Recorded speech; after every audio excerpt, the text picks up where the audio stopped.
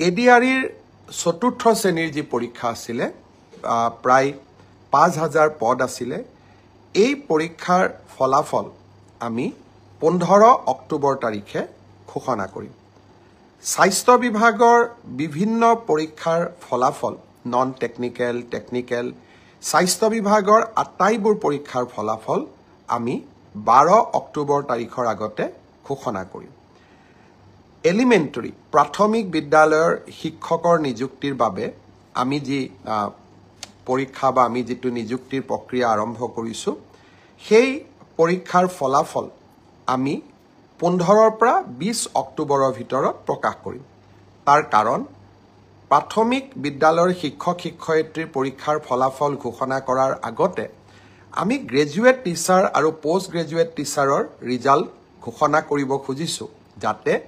ওভাৰলেপিং নহয় অৰ্থাৎ প্ৰাথমিক বিদ্যালয়ৰ শিক্ষকৰ পদ নিৰ্বাচিত গ্ৰেজুৱেট টিচাৰ বা পোষ্ট গ্ৰেজুৱেট টিচাৰ সকলে দখল কৰিব নোৱাৰে আৰু আমাৰ যুৱক যুৱতী সকল যাতে বঞ্চিত নহয় গ্ৰেজুৱেট টিচাৰ আৰু পোষ্ট গ্ৰেজুৱেট টিচাৰৰ পৰীক্ষাৰ ফলাফল আমি ১৫ অক্টোবৰ তাৰিখে ঘোষণা কৰিম অৰ্থাৎ এই গোটেই পৰীক্ষাৰ ফলাফলসমূহ আমি ২০ অক্টোবৰ তাৰিখৰ আগতে আমি ঘোষণা কৰিবলৈ সক্ষম হম আপোনালোকে এতিয়া সুধিব যে পুলিচৰ পৰীক্ষাৰ ফলাফল আমি কেতিয়া দিম সাব ইন্সপেক্টৰৰ ৰিজাল্ট বা ফায়াৰ ব্ৰিগেড আদিৰ ৰিজাল্ট আমি ১০ অক্টোবৰ তাৰিখে দিম বা তাতকৈ আগতে দিম কিন্তু এবি আৰু ইউবি কনিষ্টবলৰ ৰিজাল্ট দিয়াৰ ক্ষেত্ৰত গুৱাহাটী উচ্চ ন্যায়ালয়ে এটা আমাক সাময়িকভাৱে বাধা আৰোপ কৰিছে আমি আশা কৰো সেই বাধা আৰোপ অতিক্ৰম কৰি অৰ্থাৎ উচ্চ ন্যায়ালয়ক সন্তুষ্ট কৰি আমি এই মাহৰ ভিতৰতে পুলিচৰো এবি আৰু ইউবি কনিষ্টবলৰ ৰিজাল্ট ঘোষণা কৰিব পাৰিম এই গোটেই ৰিজাল্টৰ ফলাফলৰ লিষ্টখন দেখিলে আপোনালোকে ইতিমধ্যে গম পাইছে যে আমি ২০ অক্টোবৰলৈকে যাবলগীয়া হৈছে কিন্তু মই প্ৰতিশ্ৰুতি দিছিলো যে অক্টোবৰ মাহৰ ভিতৰতে ১০ অক্টোবৰত আপোনালোকক নিযুক্তি পত্ৰ দিম ১০ অক্টোবৰত মই নোৱাৰিলেও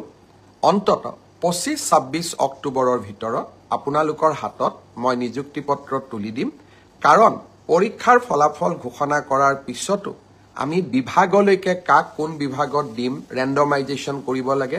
আৰু তাৰ পিছত বিভাগসমূহেও আপোনালোকৰ পোষ্টিং অৰ্ডাৰ উলিয়াব লাগে সেই কাৰণে অক্টোবৰ মাহৰ ভিতৰতে আপোনালোকৰ নিযুক্তি হ'ব কিন্তু কেইটামান দিন আপোনালোকে অপেক্ষা কৰিব লাগিব ইয়াৰ কাৰণো আপোনালোকে জানে যোৱা কেইবাটাও দিন ধৰি আমি কোনেও কাম কৰিব পৰা নাই জুবিনৰ মৃত্যু বা জুবিনৰ দুৰ্ঘটনাৰ পিছত বা বহুতে কোৱাৰ দৰে হত্যাৰ পিছত যি ধৰণে আমি নকওঁ কিয় আমাৰ মনবোৰ বিষাদেৰে ভৰি পৰি আছিল কাম কৰিব পৰা কোনেও নাছিল কিন্তু আমি যেহেতু আগুৱাই যাবই লাগিব সেইবাবে মই আজি আপোনালোকক নিশ্চিতভাৱে কোন পৰীক্ষাৰ কেতিয়া ফলাফল ঘোষণা কৰিব তাক মই জনালো আৰু আপোনালোকে যাতে নৱেম্বৰ মাহতে চাকৰিত যোগদান কৰিব পাৰে তাৰো আমি নিশ্চিতভাৱে ব্যৱস্থা লম বন্ধু বান্ধৱীসকল শ্ৰদ্ধাৰ ৰাইজ আৰু কেইটামান কথা মই আপোনালোকক ক'ব নিযুত মইনাৰো আমাৰ অসমৰ প্ৰায় ৩.৫ লাখ ছাত্ৰীয়ে এইবাৰ নিযুত মইনা আঁচনিৰ সুবিধা লাভ কৰিব নিযুত মইনা আঁচনিৰো আমি যেহেতু প্ৰথম কিস্তিৰ ধন আমি চেক যোগে দিওঁ বেংকক আমি চেকসমূহ বনাব দিছো নিযুত মইনা আঁচনিৰো প্ৰথম কিস্তিৰ ধন আমি ১০ৰ পৰা ১৫ অক্টোবৰৰ ভিতৰত সকলোৰে হাতত তুলি দিম আৰু তাৰ পৰৱৰ্তী মাহৰ পিছত সকলোৱে বেংক যোগে নিযুত মইনা আঁচনিৰ ধন লাভ কৰি থাকিব এডিআৰিৰ ওপৰত আপোনালোকৰ প্ৰশ্ন আছিলে অৰুণোদয়ৰ ওপৰত আপোনালোকৰ প্ৰশ্ন আছিলে নিযুত মইনাৰ ওপৰত আপোনালোকৰ প্ৰশ্ন আছিলে